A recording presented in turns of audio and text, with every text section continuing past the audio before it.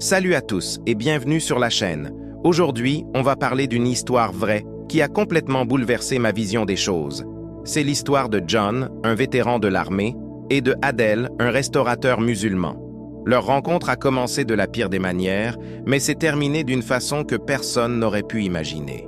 Accrochez-vous bien, car cette histoire est une véritable leçon de vie sur le pouvoir du pardon et de l'humanité.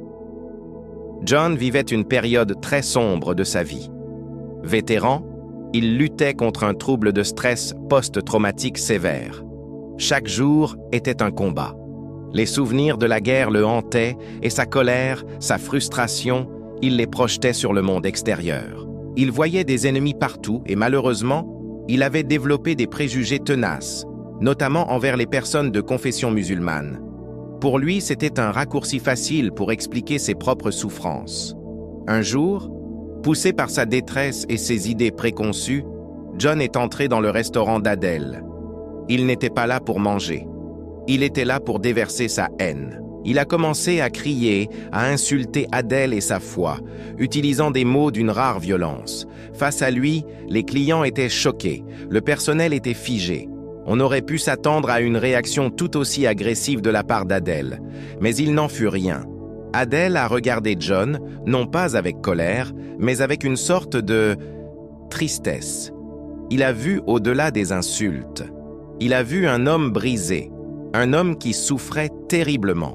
Au lieu de répondre à la haine par la haine, Adel a fait quelque chose d'incroyable. Il a simplement dit à John: « Vous semblez traverser une période difficile. Asseyez-vous, prenez un repas, c'est offert par la maison. » John a été complètement décontenancé. Il ne s'attendait pas à ça.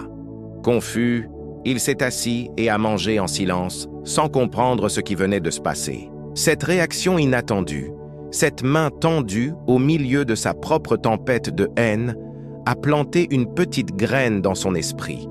Il est parti sans un mot, mais quelque chose avait changé en lui. Les jours suivants, John n'arrêtait pas de repenser à cette scène. La gentillesse d'Adel le hantait bien plus que n'importe quelle dispute aurait pu le faire. Il a commencé à remettre en question ses propres certitudes, ses préjugés qui lui semblaient si solides. Comment cet homme qu'il avait si violemment attaqué pouvait-il lui répondre avec autant de compassion? Poussé par une culpabilité grandissante et une curiosité nouvelle, John est retourné au restaurant. Cette fois, il n'y avait plus de cris. Il a simplement demandé à Adel: « Pourquoi? Pourquoi avez-vous fait ça ?» Adel lui a alors expliqué sa vision des choses. Il lui a parlé de sa foi, qui prône la paix et la compassion envers son prochain, même celui qui vous fait du mal. Il lui a dit qu'il avait vu sa douleur et que la colère n'était qu'un symptôme de cette douleur. Cette conversation a été le début d'une amitié improbable. John a commencé à venir régulièrement au restaurant, non plus comme un agresseur, mais comme un ami. Ils parlaient de tout et de rien, de leur vie, de leur famille, de leurs espoirs et de leurs peurs. Adel est devenu le confident de John, celui à qui il pouvait parler de ses démons, de son stress post-traumatique, sans être jugé. Pour la première fois depuis des années, John se sentait écouté et compris. Mais l'histoire ne s'arrête pas là. Le véritable tournant, le moment qui a scellé leur lien à jamais, est arrivé quelques mois plus tard. La santé de John s'était gravement détériorée. Ses reins étaient en train de lâcher. Les médecins lui ont annoncé la terrible nouvelle. Il avait besoin d'une greffe de toute urgence pour survivre. Il a été placé sur une liste d'attente, mais les chances de trouver un donneur compatible à temps étaient minces. Le temps jouait contre lui. Quand Adel a appris la nouvelle, il n'a pas hésité une seule seconde. Il s'est rendu à l'hôpital et a passé les tests de compatibilité en secret. Personne n'était au courant, pas même John. Et là, le miracle s'est produit.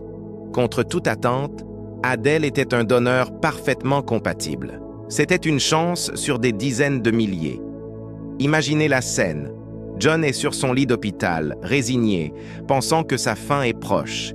Et là, Adel entre dans la chambre et lui annonce: « John, j'ai une bonne nouvelle. On a trouvé un donneur. C'est moi. » John n'en croyait pas ses oreilles. L'homme qu'il avait insulté, l'homme qu'il avait considéré comme son ennemi, était sur le point de lui offrir une partie de lui-même pour lui sauver la vie. Les larmes ont coulé sur le visage de John, des larmes de gratitude, de honte et d'un immense soulagement. L'opération a été un succès. Adèle a donné un de ses reins à John. Grâce à ce don, John a eu une seconde chance. Il a pu voir ses enfants grandir. Il a pu reconstruire sa vie. Cet acte de générosité ultime a effacé pour toujours les dernières traces de haine et de préjugés dans son cœur. Aujourd'hui, John et Adèle sont plus que des amis. Ils sont comme des frères. Ils partagent un lien que peu de gens peuvent comprendre. John milite désormais activement contre l'islamophobie et les préjugés. Il raconte leur histoire partout où il le peut pour montrer que la haine naît de l'ignorance et que l'amour et la compassion sont les seules armes capables de la vaincre. Il dit souvent « Adèle n'a pas seulement sauvé ma vie, il a sauvé mon âme ». Cette histoire est la preuve que même dans les situations les plus sombres, il y a de l'espoir. Elle nous rappelle que derrière chaque visage, chaque religion, chaque culture, il y a avant tout un être humain. Un être humain avec ses joies, ses peines et sa capacité à faire le bien. La réaction d'Adèle n'était pas de la faiblesse, c'était une force immense, la force de répondre à l'obscurité par la lumière. C'est une leçon que l'on devrait tous méditer. Dans notre monde si polarisé, où il est si facile de juger et de détester l'autre, prenons un instant pour regarder au-delà des apparences. Tendons la main, même quand c'est difficile. On ne sait jamais, on pourrait, nous aussi, changer une vie, ou même la sauver. Merci beaucoup d'avoir écouté cette histoire incroyable jusqu'au bout. Si elle vous a touché, n'hésitez pas à la partager, à laisser un commentaire pour nous dire ce que vous en pensez, et bien sûr, à vous abonner à la chaîne pour ne pas manquer nos prochaines vidéos. On a besoin de plus d'histoires comme celle-ci. Prenez soin de vous et à très bientôt